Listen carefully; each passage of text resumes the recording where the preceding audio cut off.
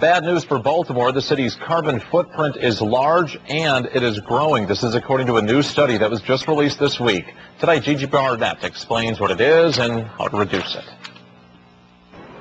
Experts say everyone has a carbon footprint. I've never heard of it. My carbon footprint? I really don't even know what that is.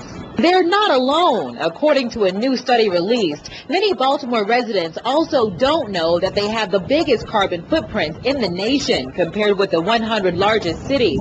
So, what is it? Carbon footprint is a scientist's way of combining all our global warming pollution, that kind of pollution that's causing the greenhouse effect, climate change, and adding it all together. In other words, the more a person conserves energy, recycles, and reduces ozone harmful gases like carbon from cars, the smaller their footprint. Drew Schmidt-Perkins is the executive director of 1,000 Friends of Maryland, an environmental conservation group. She says Baltimore can reduce its carbon footprint by cutting its drive times and better neighborhood planning that increases walking or bike riding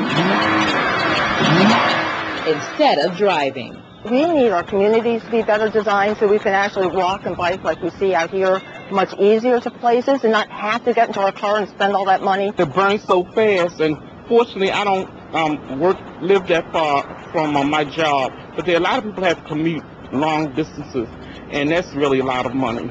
Every time you start your vehicle, it emits carbon, the #1 global warming pollutant, and according to the study, Baltimore area residents emit much of it, at least 2.5 tons per person every year. We're figuring out how we can combine errands, so we're spending less time in the car, working with neighbors and carpooling. And keeping the carbon footprint small.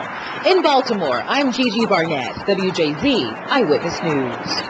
Lots of work to do on this issue. Mayor Dixon is now pushing for a new fleet of greener city buses, and plans are in the works to expand light rail service in the Baltimore metro area.